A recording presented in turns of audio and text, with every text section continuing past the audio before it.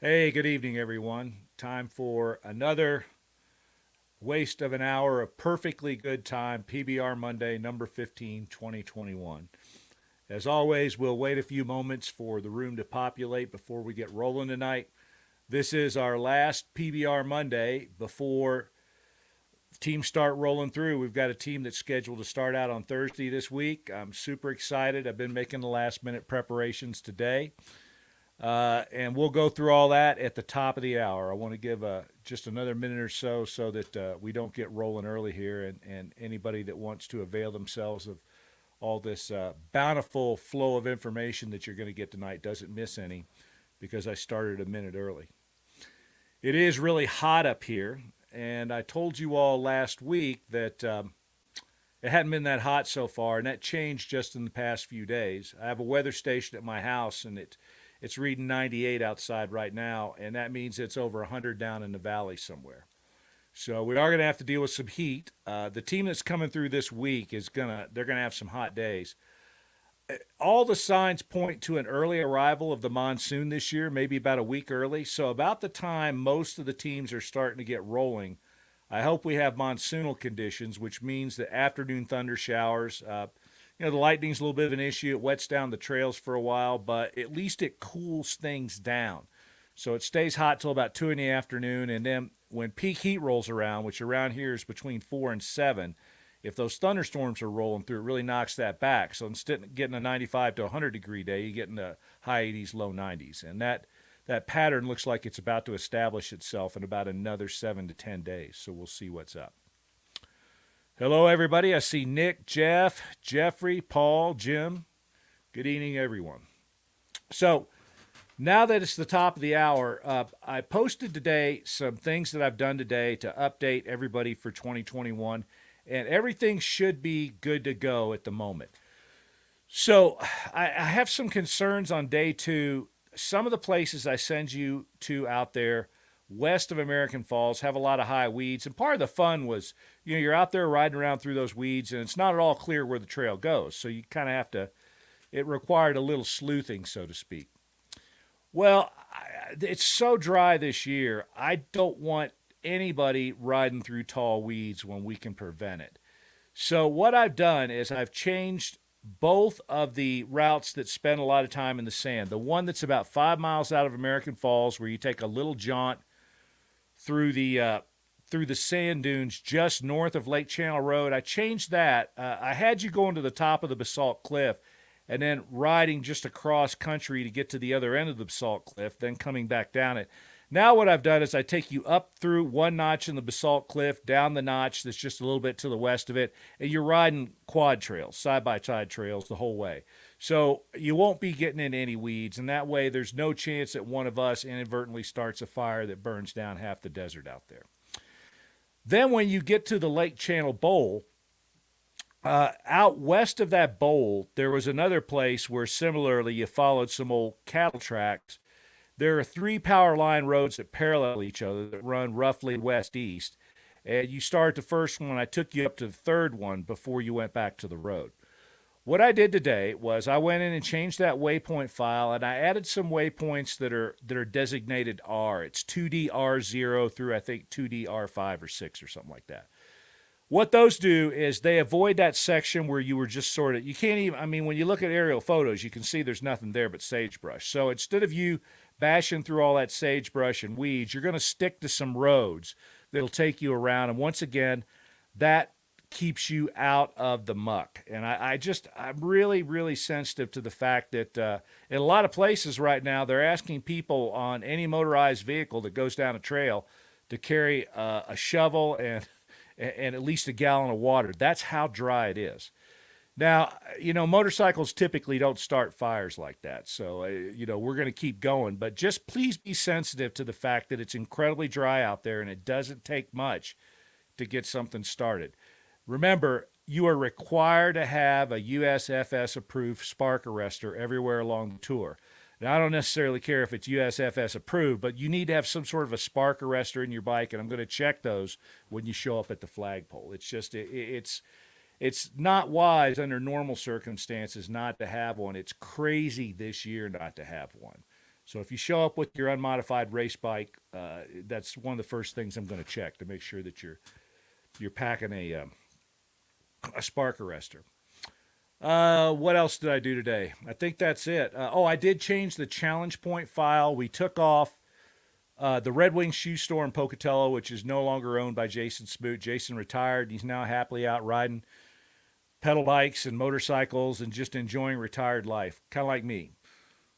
So the people he sold the store to are perfectly nice, but there's no reason to sending you there. I sent you to the Red Wing store to meet Jason Smoot, who's a local moto legend.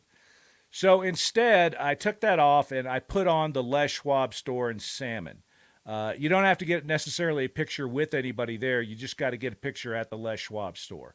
So rather than make it go away, we just changed it. So it's the same number of supplemental points. And, having one up in Salmon's a little bit helpful anyway. You don't have to worry as much about rounding up a whole bunch of them in Pocatello. So I think that should be a benefit to everybody. All the changes that I made on day 2 make life easier for you. The routes through the sand are easier to find, and they're shorter than they were before. They're kind of technical, but I don't think you'll have too much trouble with that. Other than the addition of the mystery route, that desert has never been easier than it is right now. I understand it's going to be hot out there, and I want to get you through the desert as quickly as possible. And as I've told everybody in the riders' meetings, you'll be emailed a PDF file the morning of day 2 that you should be able to open when you roll into American Falls, stop at the co-op for lunch and fuel and whatever else. So you'll need to have the ability on your phone to open, a PDF file. When you're here in Pocatello, I'll either text it to your phone or I'll send it to your email. But when you get to American Falls, that PDF will be waiting for you.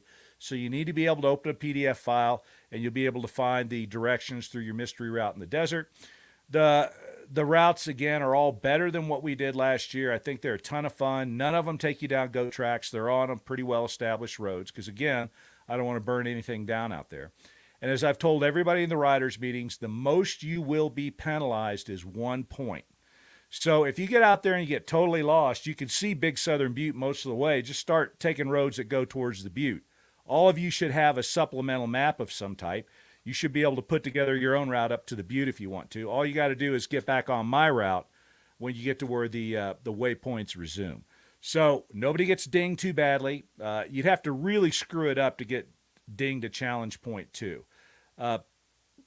If you're anywhere close to the mystery route that I gave you, I'm not going to dingus anybody any points. So don't worry about that too much. All right, so I have some guests tonight, and I want to bring these folks on first. What we're going to talk about after our guests are done is what to do when the jig is up.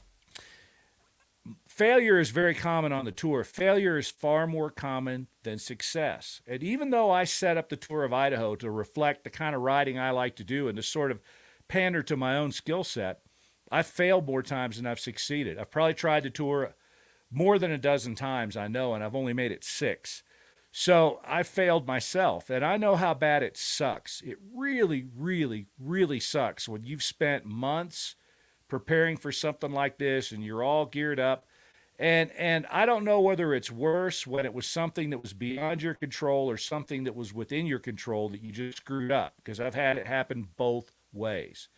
So I want to talk about how to deal with that tonight, how to deal with the adversity of, what happens if you don't make it, because that's what's going to be the final state for most of you, and maybe how to still enjoy things and to walk away from the experience and it still be a net positive without just an omnipresent bitter taste in your mouth that won't go away for a long time. So we're going to talk about that a little bit. But before we do that, I have some guests tonight. People ask me a lot, why do you do this? Because it feels like, from where I sit, it looks like you just beat your head on rocks all the time, and that's completely true. So the reasons that I still do this are, it doesn't have anything to do with money, because this is a money sink. It earns no money. I don't care about being famous. I would rather not be famous, because I've been famous before, and it kind of sucks. I do this because every once in a while, there are people that come through that I meet that are friends for life. They're the most wonderful people in the world, and doing things like this exposes you to the kind of people that I want to know. There's 10 billion people on this planet, and about 99% of those people I probably don't want to know. But this kind of a thing exposes you to some people that are pretty cool. And there's several teams that come through every year that, I meet these people and I go, those are my kind of folks. And by the way, not all those people make it. I talk to people 2, 3, 4 times a week that have tried the tour of Idaho at least once and didn't make it, but we're still great friends. Whether or not you made it is way less important to me than your character. And I really like high character people. So last year, there's a team that was doing an awful lot of prep work. They were asking an awful lot of good questions, and I kind of suspected that this team was the real deal just from the way that they prepared and the types of questions that they asked. It just indicated a high degree of study and a high degree of basic competence, not just in riding a motorcycle, but in generally existing in the outdoor. They only had one knock against them, and that's that they were racers, or at least one of them was a pretty well-known racer. And I just, I see racers coming, and I get chills sometimes because 99% of my headaches are from the racer community. But these guys, they were like the Kerry Barton team. They were like Jimmy Lewis. They were like the movie stars. They were like a couple of these pro teams from Canada that showed up. When they showed up here, there was not a hint of any kind of pissy attitude from these guys, and they were a complete joy to meet. So I got to apologize to them right up front for being a little bit guarded the first few times I met them, because you just don't know what you're going to get from guys like that sometimes. But these guys were the real deal. So without any further ado, I want to bring on our guests. Let me unmute some microphones here. So I think that one of the more popular teams from last year, some of my favorite guys, Brett and Mike from Team UtHo, welcome, and thanks for showing up tonight, fellas. Thanks, Martin. Hi, everybody. So, thanks, Martin. I'm just going to turn you guys loose.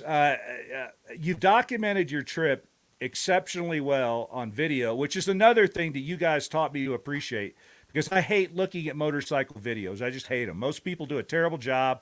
They always use like the super fisheye lens that makes a trail that's as wide as a freeway look this wide on the video.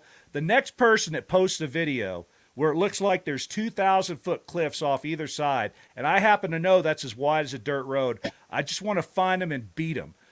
But you guys and the hillbillies, you did something exceptional. You made these videos that are just spot on. They're incredible. You documented them real well. And that's another talent you guys have, besides your obvious talent for riding and your talent as outdoorsmen, the fact that you guys are high character guys, which I really, really appreciate. But you also made these incredible videos. So why don't you start by telling everybody where they can find these videos that you made for people that don't know? All right. Brent, I'll take a stab at that. Hi, everybody. It's Mike. So if you want some videos to watch that I think will be a good resource to you to help prep for the tour, I have a YouTube channel, Ride with Mike 962, and or if you just search up, I think if you just do a YouTube search on Tour of Idaho, I think they've had enough traffic and activity that they should start. And I have a playlist for, and I will say this, I had a lot of people messaging me, and I own it. I failed to get day 10 done for the last couple of months. And I knew that was going to potentially happen. So I just published it literally like a couple of hours ago. So thanks for lighting a fire under me to get it done, knowing that we were going to be here tonight. So that's where you can find them. And I will say this really quickly, I enjoy that just kind of as a hobby, but I did it because I wanted there to be a resource. It was funny when Brent and I and Charles started this, and I've been watching and for years, prepping for this. There's a lot of videos out there, and the Jimmy Lewis video is great, but with exception to his, there's nothing that really follows the entire tour. There's a whole lot of day 1 videos. There's a whole lot of day 2 videos. And Brent and I joked about that, and Charles, because to me, that's an indicator. That is a proof of really what happens on the tour. There is attrition, and day 1 and day 2 and day 3 are the real deal. And there's a reason there's 100 videos of day 1 and there's none of day 10. So anyway, we enjoyed it. I had that as an objective going in, aside from the fact of just wanting to enjoy it and have fun. I genuinely I said, I'm going to go in and I want to make some good videos. And so it was always in my mind everywhere we went to get a good shot, to to capture the essence of the day, of the trails, of the experience, and not just the highlights. You know, the crashes, the sinking the bike in the water, the us making tough decisions as a team, the exhaustion, the exasperation, all of the things that make it the real deal, the whole experience. Well, you guys did that, and it takes a really confident individual to put those vulnerable moments to document all that stuff. Everybody goes through that, but most people want to shove that inconvenient stuff off the side of the screen. You guys and Jimmy both did that. Jimmy's got a video of him dumping his bike. I mean, here's a guy that won Dakar and won Baja, and he shows everybody dumping his bike in a creek that's this deep. Yep. You got to really have confidence in yourself to show that kind of stuff. And again, I appreciate the heck out of that. Well, I appreciate Brent and Charles dunking their bike in the water so I could record it. There was more than one tip over on my account too. If you watched all the videos, trust me, I'm not exempt from any follies there. So my favorite video from the Tour of Idaho, you guys didn't make, and there's some snark in this, but about 8 years ago, there was a guy that posted this video. There is one way late in the tour video that I took note of about 8 or 9 years ago. There's this guy with great fanfare. He's got a bunch of followers on YouTube. Posts this video of him heroically sawing trees on that section that goes from Lowell to he went from Lowell all the way to Wallace at the time he did it. And he was out there on Windy Ridge or something like that. He's posting videos of him heroically sawing these trees and then riding over these trees and stuff like that. But he also happened to post it didn't look right to me. It looked odd because I'm really familiar with those trails, and I just couldn't place where he was. Well, he happened to post a bunch of photos, too, and he left the geotags in his photos, and he was 100 miles away from the Tour of Idaho when he made those videos. He wasn't anywhere close to it, which is the experience that you get when you try to research the Tour of Idaho from any place other than your guys' website and the Hillbillies when it comes to video. Yeah, and thank you for mentioning the Hillbillies. Appreciate that team. I did, and I didn't mean to discredit. They actually have some great videos, and they did have the one from their first attempt. I think it was all up through day 8. So there were certainly some, but those are great resources as well. Yeah, those guys were on fire. Yep. Brent, what do you got to say, partner? Well, I apologize for my microphone. I'm using my iPhone, but I want to express my appreciation to Mike for putting those videos together. I also have brought a GoPro. I didn't use it near enough, and then the angle was off. So kind of back to the race prep, Martin, that you keep hammering on. I didn't ever go check these videos, and a lot of the content wasn't usable for Mike, or we could have shown that there might have been more than 2 crashes. Maybe. No, there were. It's awesome. Those videos are just a ton of fun. So I thank Mike for the effort. Everyone knows how much work goes into those, and he just did an awesome job. So thanks, Mike. You bet. Well, let's talk about your Tour of Idaho, because you guys last year dispatched it in like the most workmanlike manner I've ever seen in my life. I knew from day one, just watching the way you rode, watching your splits, having met you guys a couple times before, the outcome was not in doubt unless a meteor landed in your path or something like that. You guys absolutely put the boots to it, and it was not just simply a display of riding skill and outdoor skill. It was also a display of some of the most relentless preparation I ever saw. Can you talk about how you prepared for it and how you articulated your plan from day to day so successfully? I'll take a stab, and then Brent, you can take yourself off mute and answer. So, well, first of all, and for everybody here, we had, just to clarify, we had another team member, Charles Rhodes. We were Team UtHo. Charles lives in Preston, Idaho. Brent's just 20 minutes away, and I'm just 30 minutes further south from him.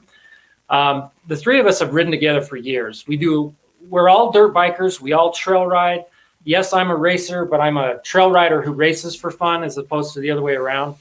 But we've done a lot of like dual sport and adventure riding, PBR kind of stuff. but we usually are more, it's our version of something. So we knew a lot about, well, number one, we'd ridden together. We knew each other's sort of strengths and weaknesses. We knew how to plan a route.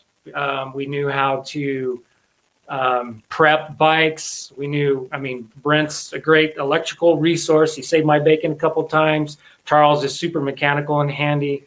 So we did, I mean, our prep started, frankly, years in advance, because we had sat around the campfire countless times for years, talking about the potential of doing the tour of Idaho.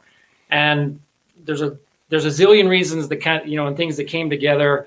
I admit I was kind of the catalyst and started things. And then all of a sudden I had Brent and Charles hooked for this last year. And I would say from January on until the day we left, we were literally talking about it, exchanging texts, phone calls, and writing and doing everything for literally for that entire time leading up into going. Some of the specific things we did, besides just incredible study of the maps and the routes, we talked about redundancy between the three of us as far as parts, as far as maps, as far as mechanical items. We talked about the scenarios, the what if scenarios, and one of the worst ones that we were concerned about played out, which was losing a team member, and then what to do about it, which I think you alluded to earlier. That happened to us, and I'm happy to talk about that more. Another thing we did is we had the luxury, because we're close to at least the southern portion of the tour. We pre-rode day one in some variation several times. And I admit that's not a luxury that everybody has, but we had that luxury, so we took advantage of it, and we learned some things. We rode fully loaded bikes. We did huge rides simulating the navigation, full setup, gas bags, all that we took. We lightened our loads, but we were realistic about what we needed to take. And we attended and we listened to everything that we read. We talked to other people who had gone. I mean, I'm not saying we were perfect in what we did, but those were all things that we did. We didn't take this lightly. We didn't come in, 2 weeks before and trying to figure out how to use our navigation or to have ridden fully loaded bikes. All of the things that you suggested and that other tour vets had suggested, we took to heart. Brent? No, that's exactly it. We did our homework. I feel like we were prepared. We didn't scramble. It was fairly calm the week before. We weren't wiring things the night before. We prepped. So once you guys got rolling, just describe your trip a little bit, because you dispatched it in such a workmanlike manner. It looked to me like you never really had any real issues, but everybody has issues. It's so long, stuff always comes up. If you could just go from day to day and tell everybody some things that maybe challenged you a little more than you thought, surprised you in some way, unexpected things that came up. And as part of that, please, if you don't mind, deal with, what happened when you had a team member that dropped out, because that's a big deal for a lot of teams. That's something that's tough to handle. Sure. Brent, why don't you go ahead and take that? I've been doing a lot of talking. I'll let you lead out. No, I know my audio's bad. Even from day one, Martin, we were methodical going through things. Everyone's on time. Everyone got there, and we started off. We talked through every single day. We had our little route sheets, yours as well as the ones that we've made ourselves to rehearse and go through. But and day one was a little bit of a cheater for us because it was our backyard. But even before we dropped down into Downey, I hit a rock. I blew my chain guide off or somewhere. I think up over Kent's, I must have bent it. Anyway, my chain guide was blown off. I lost the master link, and I'm ridden enough to know I didn't put it on back with the clip on backwards. I think it just wore through. So there was adversity number one. But I had a master link. Those guys were waiting for me anyway. So that was the first one. I was like, okay, I hope I got that out of the way. It's going to be a long tour. So that was pretty much the events of day one. And Mike, you pick up day two and go. But okay. Sure. I mean, and quickly, the only other thing I can think of on day one was climbing Robber's Roost. I remember Charles's bike was acting a little funny. We suspected he was boiling gas and he was riding a TPI two-stroke, which honestly was a great bike, but it just got really hot. It was, we had lunch there, a late lunch at Little Rock Cafe, and then we headed up, on that west-facing slope of Robber's Roost at 4:30 in the afternoon, and it was hot. Man. So Yeah. that was the one other thing I can remember on day one. Day two, honestly, went pretty smooth for us. I don't really remember any particular adversity. We really lucked out. I remember the teams that had preceded us the week or two before, they had triple-digit temps, and we hit the jackpot as far as, short of getting a rainstorm and 60 degrees. I mean, I think it was in like the mid to high 80s, and there was a breeze. So we got through the desert really pretty smoothly. There's a question here really quick. Both Brent and I were riding 500 EXCs. I had a 2018 and Brent had a 2020. They were both new before the tour with maybe 20, 30 hours, 40 hours on them, I think. So those were the bikes that we were riding. So day three, really quickly, I think this was a turning point for us. Day three, leaving Arco, getting to Big Smoky. So we were just cruising. We got up early. We were on the trail. We hit the bonus section. We were just having a great time. We got into Chalice. We had a brief conversation there with Jeff Jensen and said hello. We continued on, and it was getting warm. And I think that was about the time, we had made the decision that we were going to do the challenge section, the Big Peak Trail. And I was familiar. I had ridden a portion of that in the other direction a few years ago. We started down that, and I guess I didn't necessarily notice it as much as we were riding, but actually editing the video and going back, I saw some compounding things occurring with us as we were getting tired. And we ended up in the water a few different times, and Big Peak Trail down, getting down in the bottom, and then you start getting down by Big Smoky. It's super rocky. In fact, the worst part of that is the very last, which isn't even part of the challenge section. It's the 2-man route. I don't know if that's different this year. That comes in 3-man route, I think, isn't it? Excuse me. Yeah. Well, we were riding the 3-man route, but when you get to the bottom before you have to cross the creek and different things. Mm-hmm. And anyway, it started adding up. I don't want to take any liberties here. Charles and I and Brent said we go into this as friends. We come out of it as friends, but it was taking its toll on Charles. It was taking its toll on all of us. It's not fair to say, but I knew that he was hitting the wall a bit. And we got into Big Smoky around 7:30, if I remember right. Smoky Bar, and had a nice, that was a highlight of the tour. But we got there, had a great, had a meal. And Charles went to bed at like 9:30, and he was out, and I was up tinkering and doing stupid stuff until 12 o'clock and whatnot. It seemed that was my MO every night. We got up the next morning. We continued on, and we were having a good day. But again, kind of just saw the pace slowing maybe just a smidgen. And when we got to Sawmill Station, we sat down, we ordered up some burger and fries and a big shake, and man, those tasted good. But we didn't see this coming. We sat down, and Charles, we were having conversation, and he said, "Hey guys, I think I'm done." And it took Brent and I back. I mean, we as much as I saw the compounding effects of the previous day, we honestly didn't see it coming. It came out of left field. Retrospectively, I now see Charles, I could see all the signs in hindsight and how he had been contemplating it. And to his credit, he had really been thinking this over. It wasn't something that had just happened. And again, out of respect for Charles and the friendship that we have, it was primarily health related.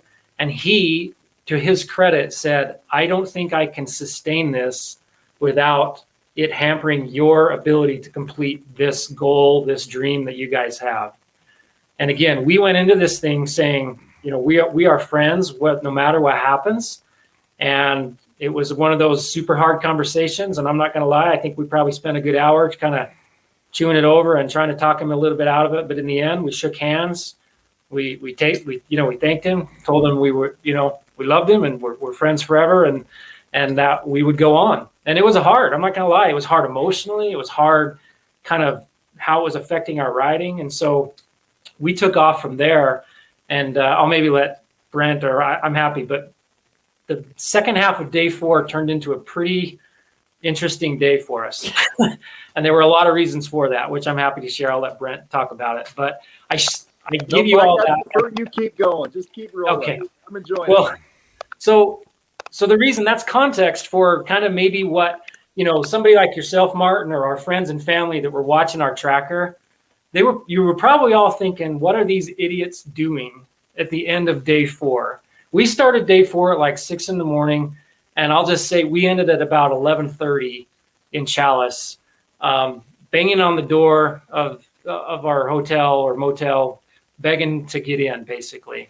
And there were some things that happened, and I'm not saying they were the wisest choices or decisions, but anyway, we took off out of there, and I'm not going to lie, I had it in my head that we were going to do Custer Lookout, and I was stubborn. I have ridden Custer Lookout. I knew what I was getting myself into. I wasn't naive to the consequences and the risks associated with it, but everything with Charles and just feeling like it was like we were full of a lot of energy and frustration but not anger. It was just weird. Everything that was going on. So we take off out of there and we do Custer, which is incredible. Honestly, it's my favorite lookout of the entire tour, but it comes with risk. And I'll just say that much. On the way down, Brent's raising his hand. He had a little off-trail excursion. I think the Stafford brothers had a similar experience, and it could have been disastrous. It could have been tour ending. So rather than learning from that, we continued back down. We complete Custer. Another thing you need to, and I don't know, Martin, unless the rules have changed, when you start a day as like, for example, in our case, a 3-man team, and you lose a team member, you don't switch and immediately divert or change to the 2-man route. Right. You have to finish the day on the 3-man route, which meant going up the Custer Motorway and finishing. And there was a few more trails. And honestly, I think based on what I saw play out the rest of the tour season, there wasn't another team that actually did that little bit, because there weren't any 3-man teams that either made it that far. And there was a little stretch there that I'll talk about, but we were going up the Custer Motorway, and then there's the bonus section, which is an in and out to the edge of the Frank Church Wilderness boundary. And I don't know what got into us. I mean, the sun was almost below the sky. Brent and I roll up, and I stopped, and there's this point where you either have to turn left and go to the bonus section, or you go about a mile up the road and you hang a right and you take, I think it's 11 Mile Creek Trail up and over. Mm-hmm. And we paused for a second, and I still don't even know what we were thinking. And Brent says, "What the heck? Let's just go for it." And so we take off on this bonus section, and we go out, and it's a great single track. I mean, it's all single track all the way out, but it's literally an out and a back, and you're just doesn't advance you 1 inch. It doesn't advance. It added probably, an hour or more to what we were doing. And we were going too fast. I'm going to admit it. We came back on that trail cooking. We get back to the motorway, we go up, then we hit the 11-mile trail. And I honestly think that little half a mile section of trail was probably the gnarliest, the hardest trail we rode on the entire tour. And to my knowledge, nobody else rode it. And I'm not saying it was unrideable. It was up just near the top. You're talking about right up near the top, correct? It's in a burn area. It goes straight up. So how was it packing your bikes on your back, walking up that final 100 yards? Well, we made it. We rode it the whole way, but I had a bobble, and it's in the video. And I got hung up on a log, and I radioed to Brent, and I said, "You just keep going. Do not stop, whatever you do." And he motored up past me, and then I got going, and then I find him stuck on a switchback. And so I go around him, and it's in the video, and it's in the day 10 highlights. And we're up there breathing like a couple sweaty pigs, just like, oh my gosh. And so anyway, from there, it was easy sailing all the way to Chalice, but it was deceptively long. We we just kept going and going. And we got up and we thought we were up around, I think, Van Horn Peak or something. And we were actually one whole mountain away. And then we just kept going and going. And then it's about 10:30 and we're up on that last challenge section or point. And we had been out of cell service all day. We hadn't been able to post any of our challenge point photos or anything. We could see the lights of Chalice. And so we're like, you know what, I'm going to try to post these. And anyway, we couldn't get a good enough service. So we start down the hill and then you start down that ATV trail into Chalice and it just went on and on and on. And the Lombard Trail. Yeah. And anyway, we roll into Chalice at like 11:30. We had no dinner. We had been on the trail literally from 6 a.m. till 11:30 that night. And I had a little bit of nasty water in the bottom of my Camelback bladder. And I had a bag of tuna and a half a peanut nut roll. And I ate that in my room there at the Village Inn or whatever. And that was all we had. That was dinner. So Brent, anything you want to add to that? Let me interject something for just a second because I want to ask you a question before Brent gets going. Go ahead. Because you guys got there so late, that last little part that goes into town, in the daylight, you can see that there's a single track trail up out of the creek that's actually pretty good. But after dark, almost everybody misses that, including me, and I know where the good trail is. That last mile down that creek, if you don't find the single track that's above the creek, is a mile of basketball-sized rocks. Did you guys find the alternative trail, or did you ride through the basketball-sized rocks? Brent, unless you recall differently, I don't remember. I think we caught it because we got up and you feel like you're right in town, and there's this little single track that like zigs and zags around through the cheatgrass, and you're like, the road is like right there, and you can see it. But we were so intent, and this played into day 7 as well. We were not going to miss a waypoint. So we're over here like zigging and zagging around, and we're like, the road's right there. Why don't we just go into town? And we were like, nope, we're going to stick to it, and we did. So I think we made it. The racer mentality comes in of you've got to hit your check. Yep. Yeah, it worked in that case. Yeah, and there's a story about day 7 where we did the same, but we'll get there if we have time. You guys take all the time you want. This is great. All right. Well, that gets us. Go ahead, Brent. One little insult to injury. So we roll into our hotel. We're exhausted. There's no dinner. I'm at least going to take a shower. So I go into my room. I go to step in the shower. My feet go out from underneath me. I wedge myself between the tub and the toilet on the floor, thinking, oh, I just broke my whole back. My tour is over. So anyway, I felt bad because I made a heck of a racket, but fortunately I was okay. Well, it turns out the next morning, Brent Asper and his wife were right next door. So they're probably wondering, these Tour of Idaho idiots, these new guys, I don't know. So anyway, that just added to our day. I forgot about that, Brent. That was good. Do you want me to keep going, or what do you want to do? I want you to just keep on going. You're doing great. All right. So quickly, day 5. So we wake up day 5. It was the only day that we weren't on the mountain before sunrise. And the reason was we had no dinner. So we talked to him about what time the little restaurant there in the motel opened. So we got up and waited around, and we're literally like waiting for them to open the door. We go in, we order a big breakfast. Unfortunately, by the time we ate breakfast, went down, got some gas, it was like 8 o'clock on day 5. And that saved our bacon because day 5 is the short day. But we would have preferred to have gotten on the trail sooner because we wanted to get to Salmon with enough time to have the option of addressing tires. Day 5, super cool. We enjoyed the Twin Peaks lookout early in the morning, got up there. We watched the lookout operator. We were sitting there and he came out, and one of the coolest surreal moments of the entire tour. We're just sitting there enjoying the moment, calm as can be, not a cloud in the sky. The lookout operator comes walking out, and he raises the flag. He puts it on the pole, raises the American flag, and Brent and I literally just stood there and like, it was one of the coolest moments, honestly, of the entire tour. And it was him and the two of us sitting on top of this 10,000 plus foot peak mountain, watching the American flag raised, and it made me proud. It was super awesome. I've got some video of it as well. We continued on, got really some cool single track on day 5 up around the Hat Creek Lakes area, and there's a Taylor, I forget the Taylor name. Mountain, Hat Creek Lakes, all that stuff. Yeah, super rocky. One thing to add in here is that we got in so late the night before, we didn't have any time to strategize that now it's like, okay, mentally, we got to switch to the 2-man route. Yep.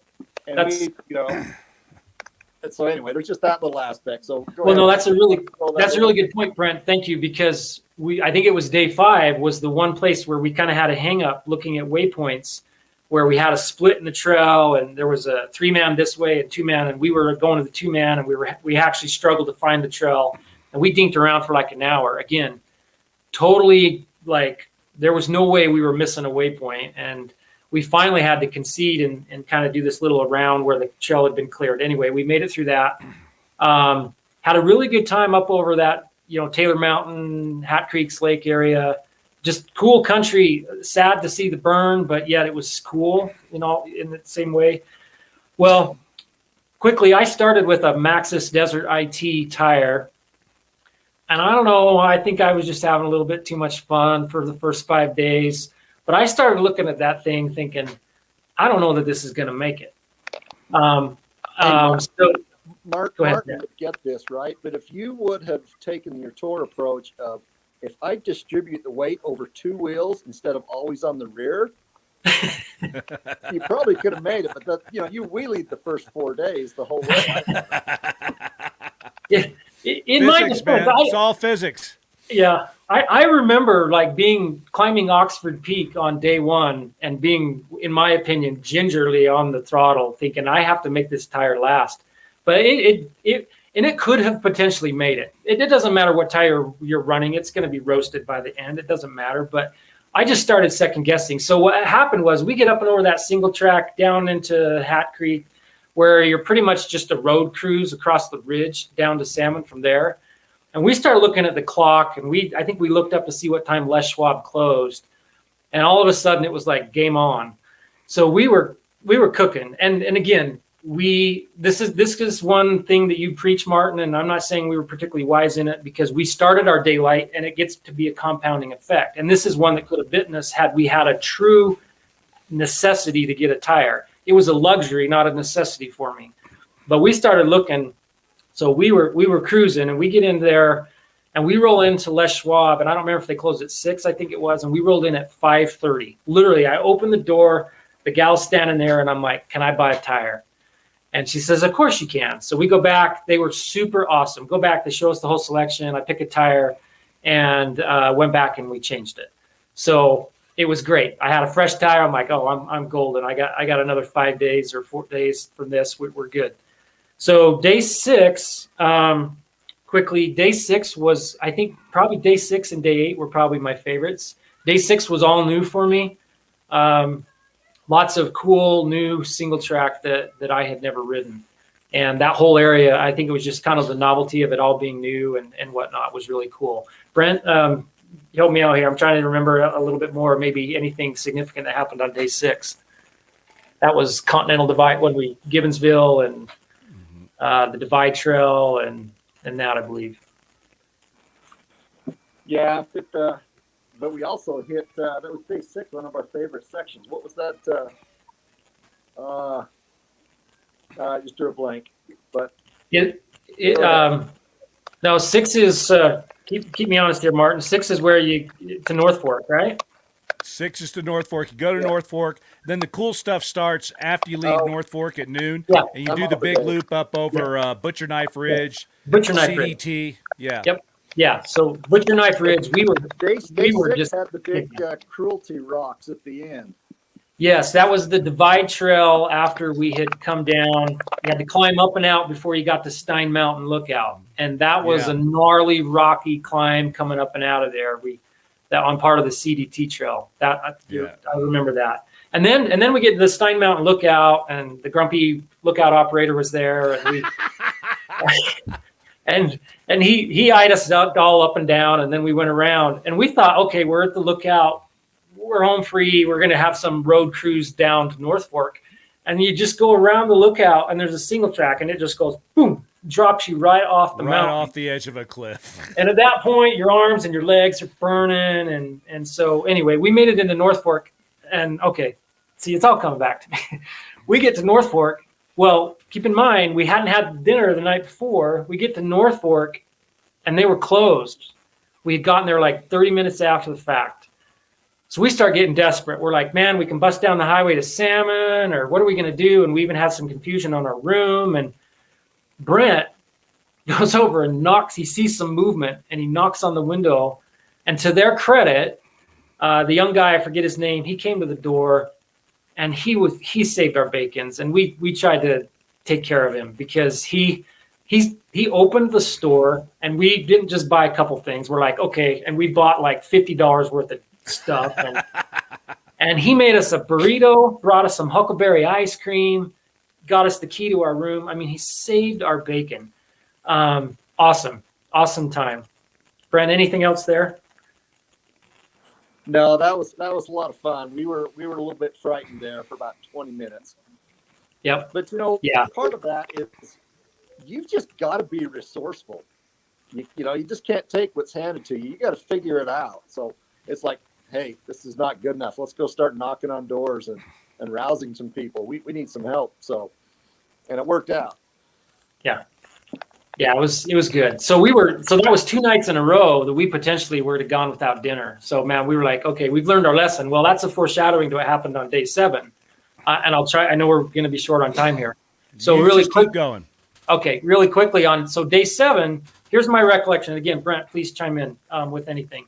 Day 7 started out, I forgot Powder Gulch on day 6. So that was the whole mystery and concern because that's where Team Armadillo had to bow out. And so I remember we got through Powder Gulch, and when we did, it was sort of this surreal moment because we looked at each other and all of a sudden we felt like Lewis and Clark because we're like, we're now like further into this thing than anybody this year. And it was all new to us from that point forward. And that wasn't the plan. When we scheduled our dates and everything, I'm just admitting to you, that wasn't the plan. And so here we were. And so we were nervous because we had no intel from that point forward, which is one of the luxuries of not being one of the earlier teams. So we start into day 7. Well, day 7, the first part of day 7, because I thought it was just to be this big long road cruise over the Magruder, but the first like 40 miles of day 7 was freaking awesome. I loved it. Awesome single track, awesome stuff. And I know there's been some guys, David Green, I think you might be listening, and Pocatello guy, been working his butt off up there clearing trail on Henderson Ridge and stuff. And we got up into there and we were doing really good. And then all of a sudden we come down off of this point just before you hit the road, or not long before you get to the road, going out to Blue Nose. Blue Nose, yeah. And I mean, we're talking like pickup sticks, just obliterated. There was no way Silky was going to do anything. And so we took your advice. I remember Brent got off his bike.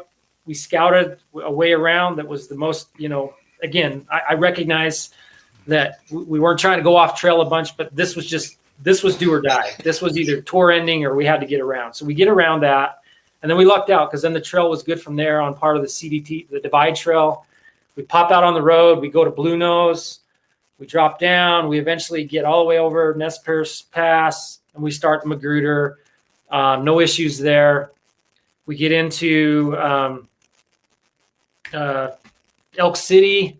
We get gas, and we just pile on the gas. I think Brent had we had all our gas bags plus Gatorade bottles. So we're loaded up. I mean, 3 gallons. Yeah, Brent had 3 gallons of gas on the back of his bike. Well, and I think, Martin, I've heard that you've taken or made a little change here, but we start up out of Elk City, and again, we were not going to miss a waypoint. And I understood after the fact, you said, hey, look, no matter what, as long as you get around certain areas and get onto this general route. Well, we were literal. We were not going to miss a waypoint. When we got into that quagmire of area, and we dinked around in there. So you rode through the fire swamp. Yes. And we're talking, so imagine, 3-foot tall grass, swamp in the bottom with deadfall just crisscrossed all through it, and you can't see the logs. Well, we dinked around in there for a serious hour. We were first tracks. There was not a single evidence of anything being knocked down. Short story there is we got through it, but it was not without a little bit of drama. Yeah, And Jeff, you're right. Go ahead, Brent. greasy logs with 3 gallons of extra fuel on your rear. Yep. So and Martin, I'll have to admit, I respectfully cussed you on that one. I think in one of the videos, I'm like, Martin, you twisted son of a gun. Who would send somebody through here fully loaded with extra fuel? Yeah. I felt my ears burning at the time. Yeah. Go watch the day 7 video if you want to see what I'm talking about. So let me just jump back really quickly. When we were in Elk City, Brent, this is where being a team is just awesome. Brent had the foresight to think about getting into Lowell that night and the fact that the time change was going to occur, and that given our time I think it was like 4:30 or something when we're in Elk City, and he's like, man, we probably ought to call, and number one, make sure we've got our room, and number two, if we get in late, that we've got some contingency for dinner. Because again, keep in mind our experience of the previous 2 nights. Well, that came to play. That came into fruition because we dinked around in that swamp for like an hour, and then we get going, and then it was just, there was the road closure, and so we had to take the bypass, which we knew about, but we were spent. We're operating off of 3 to 4 hours of sleep a night if we were lucky. We're into day 7, and that was the night that I remember, and I literally was falling asleep on my motorcycle going down that winding dirt road, eventually getting into Lowell. We actually got separated somehow, and it was weird being out there, just dark, and even though we had good lights and whatnot, and I get down to the pavement, and Brent and I are separated, and then we're like trying to figure out and find our way down to Lowell, and I got a little disoriented, and all of a sudden Brent shows up. Turns out he had run his battery dead from too much electronics and everything that he was running, and was on the side of the road, had to go find some guy in a campground that had a golf cart that bump started him down the highway to get him going. And then we get into we find our room there at the Wilderness Inn. And again, they saved our bacons. Brent saved our bacon. They had a roast beef sandwich and cookies and a drink sitting in our room for us. I mean, literally life-saving. It was awesome. Brent, anything you want to say about that? No, Mike captured it pretty well, but we were feeling the compounding effects of the days, and admittedly, we weren't thinking right at this point. And Martin, I'll admit it, I had grip heaters going and I had them turned on. So take my man card, but I used them. Yep. I found out I had to surrender my man card a couple of weeks ago because I didn't realize I had grip heaters on one of my motorcycles. I have a newer KTM, and I was going through the menu one day, and it was the on-off switch for the grip heaters, so I can't talk crap to anybody anymore about grip heaters. The only thing I can say is that I've never used them. Awesome. So we managed a few hours of sleep again that night. We get up the next morning. I had to bump start Brent's bike on the highway right in front of the Wilderness Inn. I ended up dumping my bike, trying to push him, and we got it going. And so we start up the highway, hang the left, going up King Creek Trail. And instantly we're like, this is going to be an interesting day. Because of those of you that have ridden it, you start up and it's innocent enough. We get to the trailhead, and then I'm not kidding you, like instantly we're in ferns over our head and wet. It was wet. There was a low cloud cover. Our arms, our gear was soaking wet. And again, I literally don't think a bike had been through there to even smash down any of the vegetation or anything. And it was like riding by braille. And I mean, we were thinking, I think that was the first time I allowed a moment of doubt and concerned, thinking if it's like this all day, I don't think we're going to be able to make it in time. Well, we've had the whole day 8 concern in our head the whole time. We thought day 8's a big attrition day for everybody. Yep. So yeah, we had that head game going on. Yep. And I would say, so we pushed through that. And then and then we started hitting some downfall, which was, other than the one experience earlier in day 7, was the first time that we really, again, and I remember you saying, Martin, that there was a little less intel on those trails as far as them being cleared and whatnot.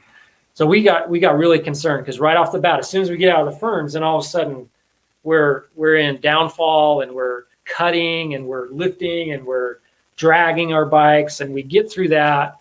We get up to Waldy Lookout, had an awesome time there, continue on. And then I think the next big thing was, after we got down off of the Fish Creek Trail, we had made the decision to do the day 8 challenge section. Help me out. The name of the trail. Sherman Creek. And I know it had been talked up a lot. It was in our heads. We start up that, and for the first, I don't even know, 3 or 4 miles, I'm like, this is no big deal. What was all the hype? Well, I'm just going to say, you keep going, and it's a rideable trail. I mean, I'm not saying to be intimidated by it, but don't let the first 3 to 4 miles be the indicator of the trail, because then all of a sudden it just starts getting a little bit more side hilly. It starts getting a little bit more rocky, and then all of a sudden those rocks start to turn into wet rocks, and then those wet rocks turn into slimy rocks. And there's a couple little rock garden sections that can be a challenge. And we got through them okay, but I got to one point and I was waiting. And Brent, I don't know if you want to own it, but I didn't know this, but you did have an off-trail excursion that you somehow got yourself out of. Yeah, somewhere in there, I just went to make a step, and I had my bike downhill, the handlebars downhill, and it was just one of those pure bench press it back up onto the trail deals. Yeah. I had a recovery rope. I didn't have to go there yet, but it was close. We had our radios, but he didn't radio me, so he got himself out of that pickle. So we got up out of there. We're high-fiving each other. We were pretty proud, honestly. We were, and it cut off a bunch of miles for the day. So then we continue on, I think, down to Lolo, and that's where you turn off, I think, where you start the whole Windy Ridge section. One of the highlights of the entire tour for me. Absolutely loved that entire section from there all the way to Scurvy Mountain. Just absolutely loved it. But there had been a ton of trail work that had happened in that area. And we were, again, feeling pretty good and pretty confident. But as soon as you get that way, then you get humbled, because then we got up into a section on, I think it was Windy Bill. And all of a sudden, bam, the trail clearing had stopped. And so then it became a work again. And so we cut, we drugged, we hopped, we just, and I remember there was one point where we stopped and Brent said, I'm going to give this, I think you gave us a time frame, like 45 minutes. And if this doesn't get any better, we're going to have to call an audible and maybe go back and do an around. But we just kept going and kept pushing, and we made it. And it was awesome. And then we got up to, Scurvy Mountain Lookout. Yep. And then from there, it's just kind of a cruise all the way down into Lochsa. And we got to Lochsa, the lodge. And from our experience the previous 3 nights, all we wanted was dinner and a warm bed. And we roll in there, and we saw the open sign, and we were just jumping for joy. And we walked right in, and we said, "Are you still serving dinner?" And they said, "Yes." And they gave us enough time to go change and clean up. And we went in and we ordered, I think, everything on the menu. Like it was awesome. It was great. Brent, anything about day 8 you want to add? No, other than we didn't want to tempt fate, but we were starting to feel that we may have a chance of success at this point. But I think we both just didn't want to say it, because we knew we still had 2 more days. But Martin, you want to quickly do 9 and 10, or if you just have some specific questions? I do, but I just want to point out something to everybody that's listening here. These guys are the most ruthlessly competent people I know. They are absolutely the equal of Jimmy and the Kerry Barton team and all these other teams that have come through with professional riders. These guys are in that league, these A plus plus plus plus plus level riders. The reason that they ended up behind the gun was because of a relatively simple mistake that they made on day 4.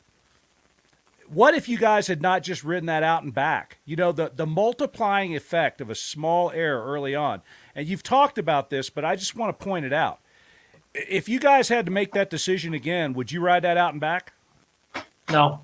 No. And it's No. small things like that if you make that mistake, all of a sudden that is an error. It's like leverage, right, in physics. You know, you put a little bit of force here and it has a big outcome somewhere else. And you can make that leverage work for or against you.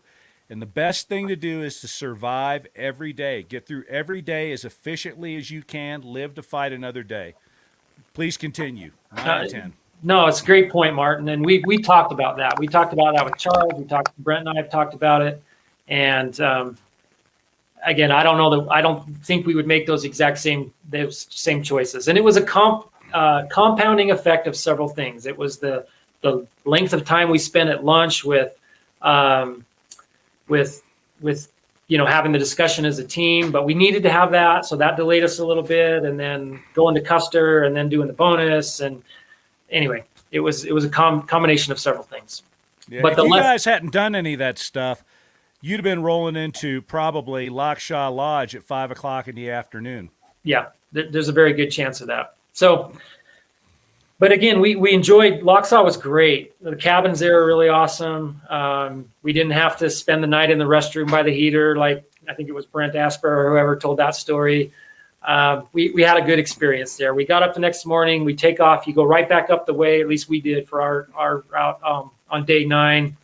And then you once 34 miles in, that's I think where you take the Rock Garden, what's the Lundy switchback? Ridge, Rock Garden. Lundy Ridge, yeah. So we start up those switchbacks. We get to the top, and it was chilly, and this is where I'm going to own one of I had heated grips. I had them on.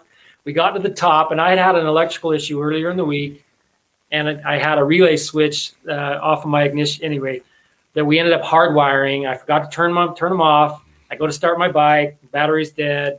So yeah, but I had jumpers. We were prepared. I got it going. So that was my little thing. But that whole section of trail was just super awesome. I remember stopping and there are huckleberries all over on the side of the trail. And we're eating huckleberries and we're just totally enjoying it. You know what else eats huckleberries, don't you? Bears. Yep. There you go. Yeah, we were looking. And then I think that drops you all the way down there to the airstrip or whatever across there. And then it seems like a lot of, no issues cruising on a lot of dirt roads from there. And then we got to the next stretch of single track up there in that area around Heart Lake where the St. Joe region. Yeah. Yep. And it's super awesome trail again. Yeah. Really, really, really cool. Riding right up on this ridge, looking down into the valley on the right with lakes. And that's where the whole Jeff Jensen situation occurred the year before. And it was funny. We were standing up there and he had been on just like we are, and he was describing it. And I looked down and I could see exactly where he went, how it would have happened. And it was just fun to kind of put those things together and experience it and kind of make a connection with some other guys that have ridden it. And then I think the last bit of maybe drama or what could have ruined our day, we got up there, and I'm forgetting the name of the peak, the last peak that you go to before you drop into Wallace. Yeah. That little switchback not the switchback, the side hill. It's got all the bear grass on it. Stevens Peak. Stevens Peak. Thank you. We were getting tired, and we started up that, and I had just a simple little, my back tire just slipped off, literally right off the ATV trail where you start the single track. Well, it turned into a 30-minute ordeal of me wrestling my bike and it falling on top of me and just the stupidest things. And I finally roll up there to below Stevens Peak with Brent, where he was waiting to take our picture on the challenge point. And he's like, "What the heck happened?" And I'm like, "I've been back there wrestling my bike for half an hour." And we take off from there, and we both bobbled on this little rocky section. and it was just evident we were tired. Like we were, and I think it was day 9. We stopped somewhere for a challenge point picture, and I have a picture of Brent, but he like just laid down in the sunshine. There was this little ray of sunshine coming down through the trees, and he was like out, just like that. And that's how tired we were. I mean, we were exhausted from little sleep and long days in the saddle. And it was just a reminder to us to not underestimate it. But we got into Wallace at a decent time. And man, it was like the red carpet had been rolled out for us. Donna, because we were the first team to get there, and she was expecting several before us. I'm just telling you, it was awesome. Make it to Wallace. It was worth it. She was super accommodating. And we just had a great time. We had a nice dinner and a nice night in Wallace. Brent, anything else? No, that was fun. We were just a couple of ragged dirt bikers rolling into Wallace, and then to see Donna, and I think her husband was there, and some other workers come out and start telling everybody the story. It made us feel like rock stars for about 15 minutes. It was pretty awesome. Yeah. So quickly then, day 10, we get up. We got on the trail at a decent time. Day 10 was exactly what you had described, Martin. I remember before I started the tour thinking, well, I don't want day 10 to just be this big, easy road cruise to Sundance Mountain. Give me some single track. I'm a single track junkie. Well, I'm here to tell you that I was not heartbroken. We had, in fact, we got to the bottom of the Graham Creek Trail, which is in the first, 30 miles of the day. And it's this really great trail, and it just descends down for like a super long time. And we get down there by the Coeur d'Alene River, and Brent says to me, and this is in the video that I just published, and he's like, man, I was just hoping for a big, easy road cruise all the way to Sundance Mountain today. So you get a little bit of a taste of single track in the morning, and you can choose to do the day 10 challenge section. We didn't need or want to. And so from there, honestly, quick or an easy cruise. I mean, you still have another 100 and some odd 50 miles or whatever to get to Sundance, but it was just an adventure ride at that point. But it was a great way to sort of decompress and just sort of anticipate the arrival at Sundance. And so I'll tell this story really quick, and then Brent can tell his experience getting to Sundance. But the very last stretch before you bust a right up the road that goes up to Sundance, you're on kind of a oil county road, just cruising right along these power lines, and it's just straight. And I'm just cruising like 60 plus miles an hour. And I'm getting a little lost in my thoughts and even a little emotional. I'm going to be honest. And I'm just kind of out there. And I just about busted right past it. I mean, I slammed on my brakes and hung a right, and it admitted to Brent, I'm like, sorry, I was getting a little lost in my thoughts. And then we made our way up to the mountain, up to Sundance, and it was a Saturday afternoon, and it was actually really busy. And I feel bad, Martin, because I know you were trying to get us live on the Facebook, and we got there, and it was kind of like chaos. There were mountain bikers and ATVs, and then we had passed the lookout operator literally like a switchback before we got up there. So he rolls up in his Suburban, and he's talking to us, and we were just kind of having this weird moment. It was surreal, but yet we were kind of getting bombarded with all sorts of questions and whatnot. So I apologize. That's what happened there. But then we had our interview with you, and I've shared that on my day 10 video for anybody that wants to kind of see sort of the raw moment, I guess you would. But I'll admit, it was emotional. It was surreal. It was, I called my wife, and I'm embarrassed, but I'm not too proud to admit it. I started talking to her, and I kind of teared up. All of a sudden I couldn't talk for a second, because I'm like, this meant a lot to me. I have literally been dreaming about doing that for like 15 years, and I had made it, and it just kind of, everything caught up to me and kind of put a lump in my throat, and it was absolutely awesome. Well, don't feel bad about that, because when my wife came to pick me up about 10 years ago at the end of Tour of Idaho, she was my girlfriend at the time, and she became my wife as a result of that trip. So I know exactly where you're coming from with that. It's like one of the best moments of your life, and anybody that's there to share it with you, That is a special moment. It was awesome. Brent, you can tell your version of that day. Well, it's the same thing. You know what, Martin? It's just been awesome to meet everybody. But I will always check that or hang that on the wall as one of my greatest accomplishments, I think, in my adult life. So it's just awesome.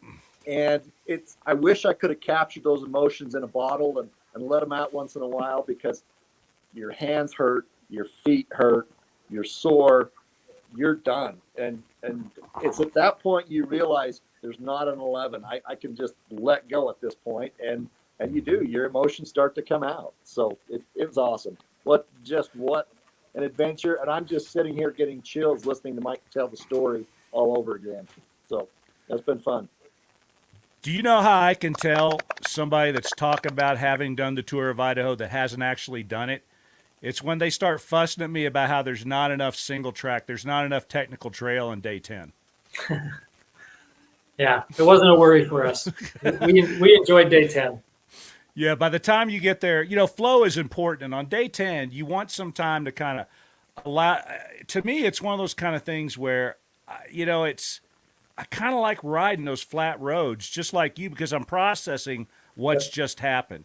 You're pretty sure you're going to make it. And the last thing I want is for somebody to be processing all that information in their head and chuck their bike off a side hill, which is why we say, whatever you do, don't do Independence Creek. Yeah, we had planned for that, and that was exactly how our day played out for us. But it was still an enjoyable day, but it was less about quality of trail and more about reflection and wrapping it all up with a bow, so to speak. Yeah. One thing, Martin, as I think about it again, is that sure, you're physically tired, you've got sore spots here and there, but mentally, this just isn't one of those things where it's like, okay, just point your bike in this direction and go. You have got to constantly be thinking. You're looking at your maps, you're calculating distances, you're wondering when you're going to get in. I mean, your brain's engaged every day, and so it's a mental thing as much as physical. And I've heard you mention that before, but I can vouch for it. I mean, you are mentally tired by the time you get to day 10. And that's why we do things the way we do it, and that's why I and others who have finished are so concerned about maintaining that standard. It's my view that with modern equipment, anybody can ride a dirt bike 2,000 miles through the woods. That's not a huge accomplishment by itself. The thing that you have to do on this is what you just said. You are mentally engaged the whole way. It's not all right here. You've got to find your way. All kinds of things come up that you could never have planned for in advance. And you got to deal with all that stuff. It really engages your mind in a way that a BDR type of ride just doesn't do. Not that I have any bad feelings about BDRs or anything like that, but this is not a BDR style ride. This is something completely different. And the mental aspect of it cannot possibly be emphasized enough. So thanks for bringing that up. I think it's more than 50% of it. All right, you guys. Thank you so much for spending so much time with us tonight. Do you have anything else that you want to tell everybody before I get into my little 5 minutes that I'm going to use to wrap up? I'll just quickly say, I'm sitting here in a different seat than I was last year. I'm the guy who's done it, and now, I remember last year there were several guys and gals that had completed it, or Carrie. Not plural. So I want to give props to Carrie for what an incredible accomplishment that is. Wait a minute. I just got a memo on that. You're supposed to say Carrie and Dave. Carrie and Dave. Sorry. Yeah. So anyway, really quickly, I just want to say to those guys that I just remember the being amped. I mean, this funny story, Charles, our other buddy who had to bow out, his daughter got married, it seemed like a couple of weeks before we went last summer. And Brent and I and Charles were all at his wedding at his house. And we were sitting around talking about the tour for like half an hour while, his daughter, all these things were supposed to be happening. And that's how focused we were. We were just amped up about it. So to all of you guys and gals who might be going out and attempting it this time, man, I'm jealous, and I want to do it again someday, but just relish in it and enjoy it, and take to heart the things that are being said about avoiding the compounding effects. And, it sounds cliche, but get in there and ride it for the long haul, not to try to prove something on day 1 or day 2 or day 3. and just relish in it. And even if you don't finish, I can't believe how many people have attempted this multiple times, because it gets in your blood. And once it does, you want to get back there and sort of prove to yourself that you can do it. And this is great. It's a great accomplishment. So thank you, Martin, for all that you've done to make this available to people. You guys, it's my pleasure again, because I get to meet guys like you every year. There's a couple people that come through that become friends for life, and I hope I see you guys at our little get together at North Fork in the fall sometime if we're able to pull that off. Awesome. All right. Thanks, fellas. I really appreciate it. Everybody else, I'm going to spend 5 more minutes, and then we're going to wrap this up tonight. Cheers, guys. Thank you. All right. So I don't know about you. That's one of the best ones we ever had. Again, I have the amount of these guys would have been, had they chosen to be rock climbers, they would have been among the best I ever met, because they have this attitude, and I hope that you listen carefully to some of the things they said. They didn't have an elevated sense of self. They looked at this and saw their place in it, and they worked their way through the whole thing. The best climbers that I ever met were that way. The best adventure motorcycle riders I've met are that way. They just say, look, here's the issue, and here's what we have to do to address it. There's no ego. There's no I'm better than you or I'm cooler than you or anything like that. These guys are brilliant, but you would never know it from listening to them. They let their actions do their talking for them, which is the thing that I think most of the people that I've met through the tour, they do that. They allow their actions to speak for themselves. You certainly saw that here with these fellas. So what I want to talk about the last few minutes is what happens if you're not these guys. What happens if you don't make it, which is the most common thing. Well, first of all, you should think about what you're going to do. Like, how am I going to bail out if something happens? What are the kind of things that are going to cause me to bail out? Is it maybe a mechanical issue? If I get hurt, if I get lost and, I can't navigate my way out of this. That's what happened to Armadillo last year. I just start getting in later and later and later, and at some point I know that the jig's up. I've got to retire. There's nothing wrong with retiring from the Tour of Idaho. That's the most common outcome. Again, I'm not going to think any less of you, and neither any of the rest of these people. We respect you because you showed up. You showed up. You accepted a challenge that's not on your terms. You don't get to dictate the rules on this. The rules are already laid out by other people, and you've got to step up. And I think there's some value in that. I think those things were always character building for me, and it'll be that way for you too. It's the memory of a lifetime, whether you make it or not, at least if you get very far into it.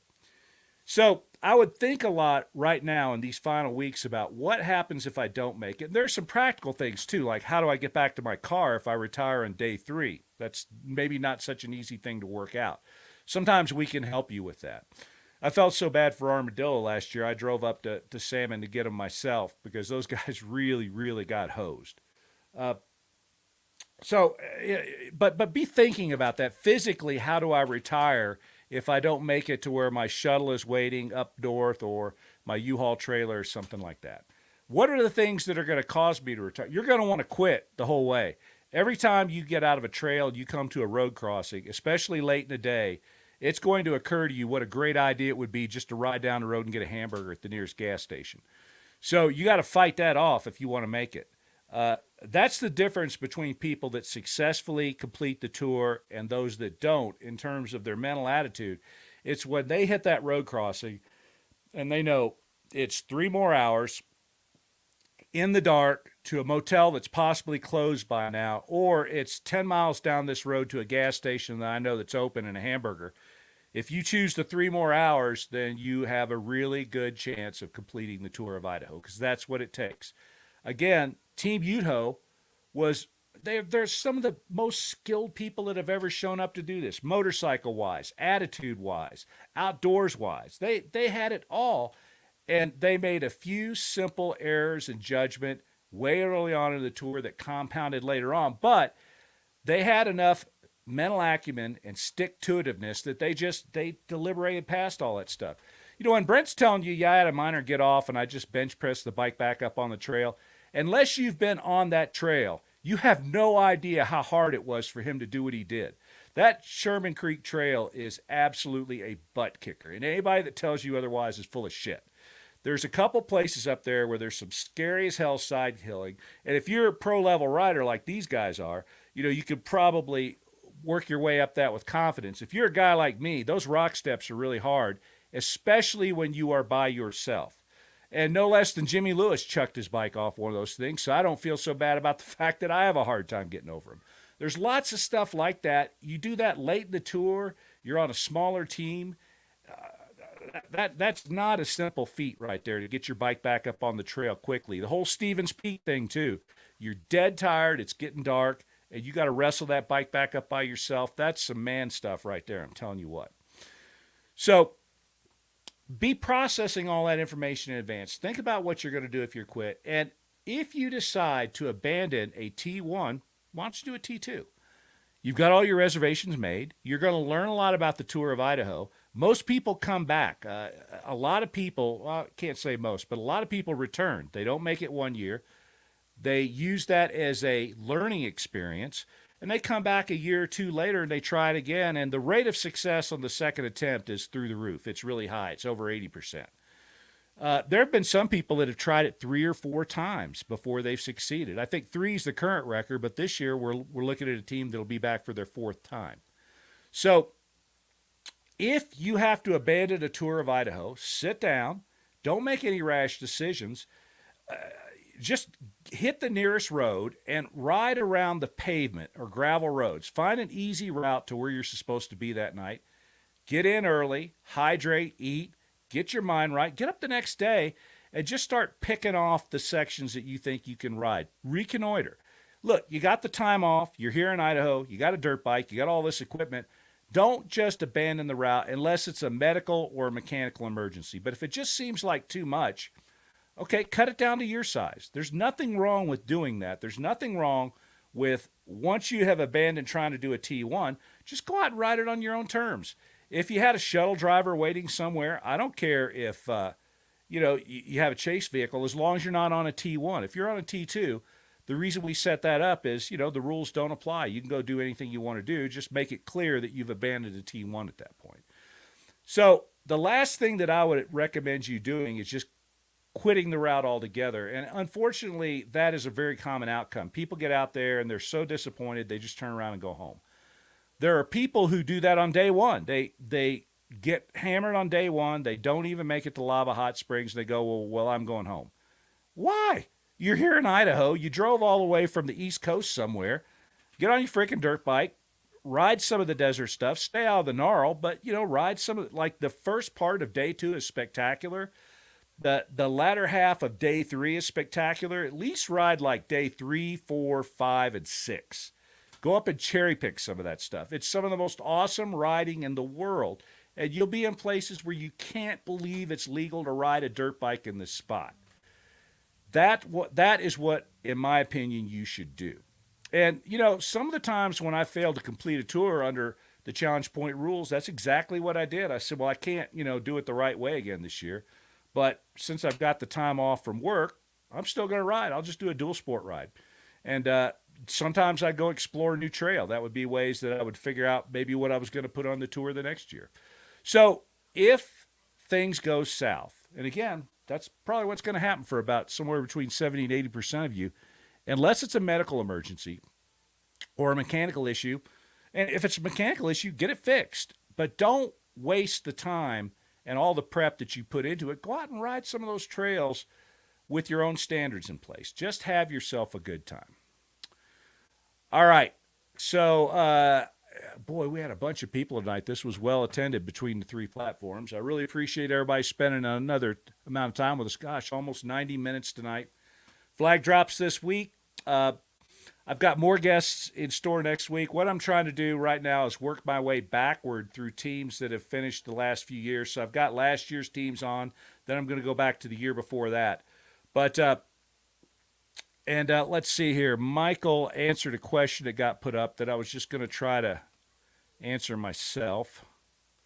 Let me show you this. My guess would have been 45 miles to the gallon. And that's about what he said. So we'll have some more teams on. We're going to have teams on that tell you stories like this all throughout tour season. And then on days when there's actually a day in or a team that's in town, when we're doing a PBR Monday, I'll have that team up. We're going to try to do live from Sundance Mountain again for teams that finish, and we'll have those on at random times. So time's almost here. It's going to be a lot of fun. I'll have a few more updates for you this week, but hopefully no route updates. The only way I'll do that is if a fire pops up somewhere and I know about it enough in advance, I will engineer a workaround for everybody. Excuse me, got a little bit of a cold. So once again, you've wasted 90 minutes this week. You didn't waste the time with the nights, but certainly the part of it I took up is questionable. I will see you all next week. Cheers.